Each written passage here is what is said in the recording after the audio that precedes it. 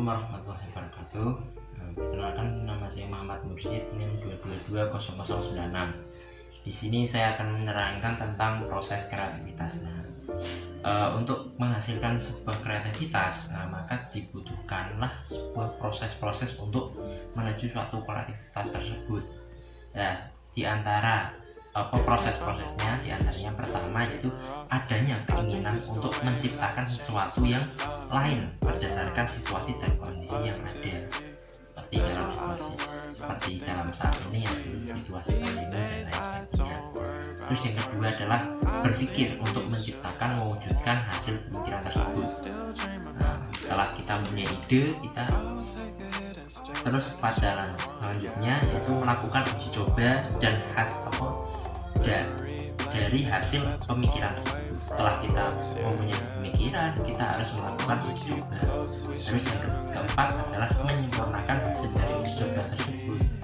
Ketika kita sudah uji coba menghasilkan sebuah hipotesa pertama, kita selanjutnya menyempurnakan hasil uji coba.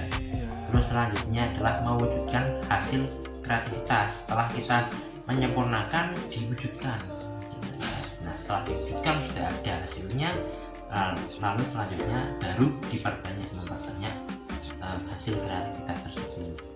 Terus selanjutnya kita akan membahas tentang mengembangkan kreativitas. Ada mengembangkan kreativitas dalam situasi yang sulit atau dalam situasi yang menghadapi pandemi seperti ini, masa sulit seperti ini, itu sangatlah dibutuhkan dalam meningkatkan kreativitas. Bagaimana upaya-upaya untuk mengembangkan kreativitas? Cara-caranya yang pertama itu jangan takut untuk bereksperimen. Karena kreativitas dan inovasi akan memunculkan sebuah peluang usaha yang baru yang menguntungkan. Karena stadion sudah ada keinginan yang berdasarkan situasi dan kondisi dan lain-lain, tadi proses yang kita jelaskan tadi. Namun sebuah inovasi dan ide-ide cemerlang itu tidak akan bisa berhasil tanpa adanya sebuah uji coba atau hasil eksperimen. Makanya jangan takut untuk bereksperimen. Terus yang kedua adalah jalin relasi dengan orang-orang kreatif. Jalin relasi dengan orang-orang kreatif maksudnya apa? Masih berkaitan dengan poin pertama. Ketika kita punya relasi atau teman-teman orang-orang kreatif, maka akan meningkatkan kreativitas kita, saling menguntungkan, dapat masukan-masukan baru, dapat pemikiran baru, dan dapat ide-ide baru.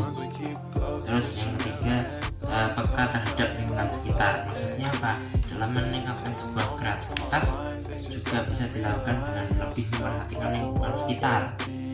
Kita harus mulai peka dan memperhatikan lingkungan sekitar kita supaya menjadikan apa yang kita lihat, apa yang kita dengar, apa yang kita rasa itu menjadi sebuah bahan untuk mengembangkan bahan atau proses untuk mengembangkan sebuah kreativitas.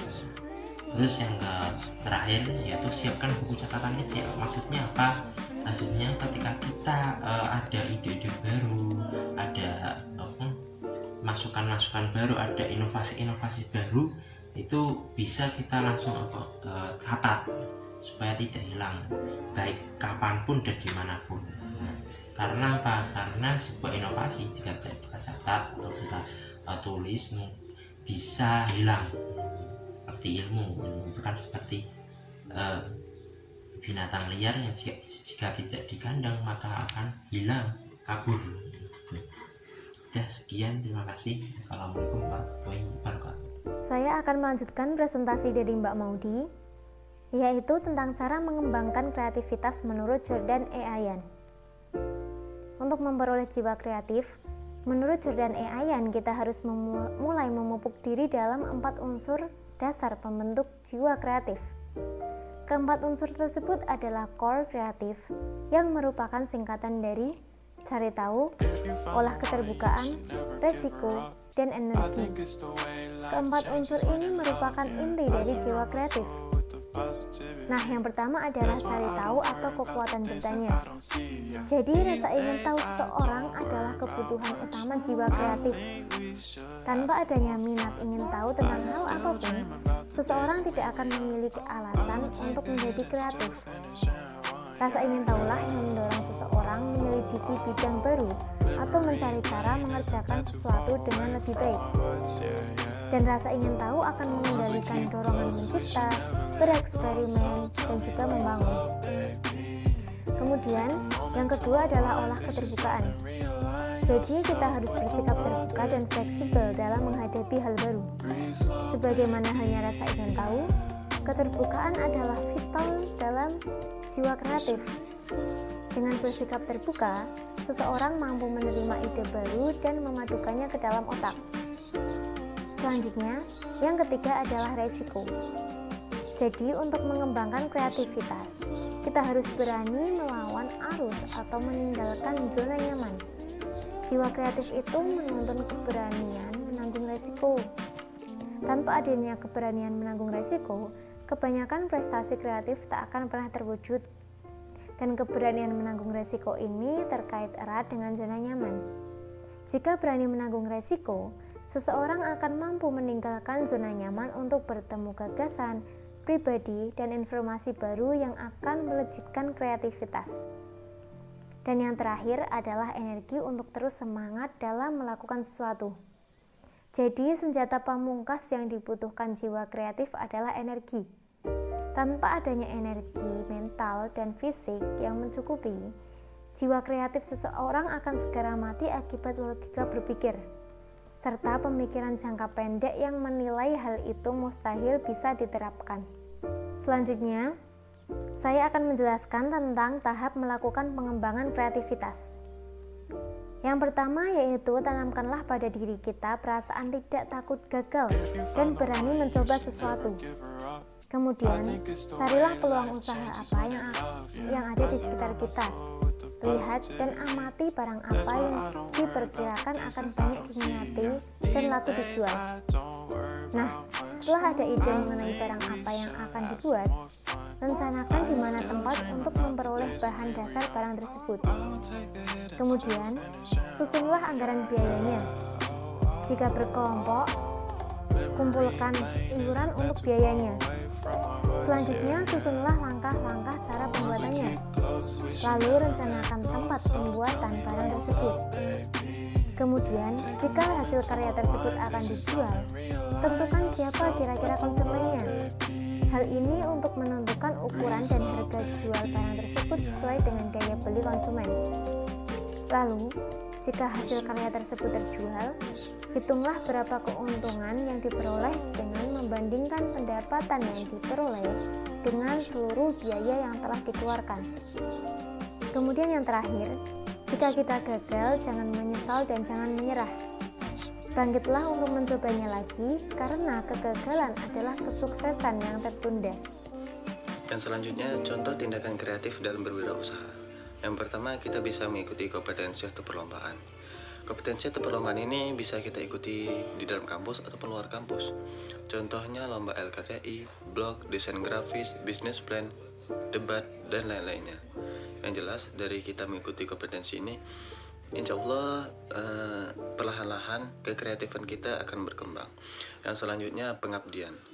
Ikuti kegiatan-kegiatan yang diselenggarakan oleh UKM-UKM yang ada di kampus ataupun luar kampus. Dari sini kekreatifan kita juga bakal terlatih dan berkembang.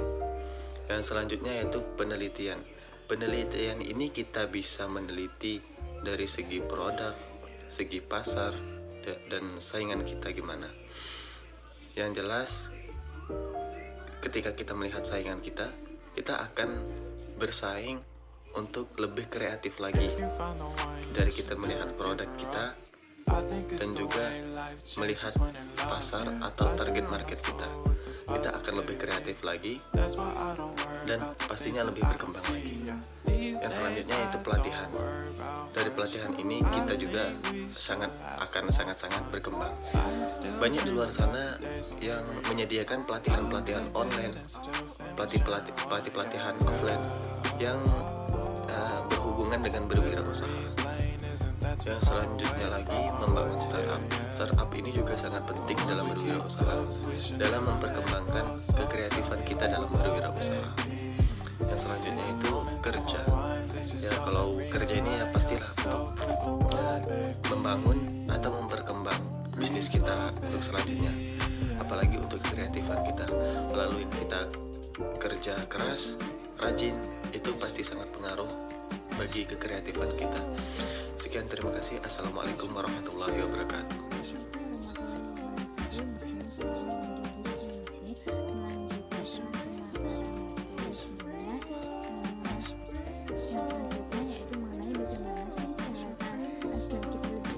Yang pertama itu motivasi tinggi, bekerja cerdas, kreatif dan inovatif. Yang kedua itu tidak takut untuk mencoba hal-hal yang baru atau inovasi yang baru. Yang ketiga yaitu belajar dari sebuah pengalaman, baik berhasil maupun tidak berhasil, dari orang lain. Yang selanjutnya yaitu berada di lingkungan orang-orang yang baik yang memberikan motivasi atau spirit kepada kita untuk lebih kreatif lagi loh. Yang selanjutnya yaitu menjual hobi yang dimiliki kita atau keahlian yang kita bisa kemudian kita lakukan untuk sebuah kreatif juga. Yang selanjutnya yaitu cekatan untuk memulai dan menjalani sebuah peluang usaha. Jadi gitu caranya. Semoga kita bisa lebih kreatif dan inovatif lagi dan gak takut lagi buat memulai sebuah usaha. Assalamualaikum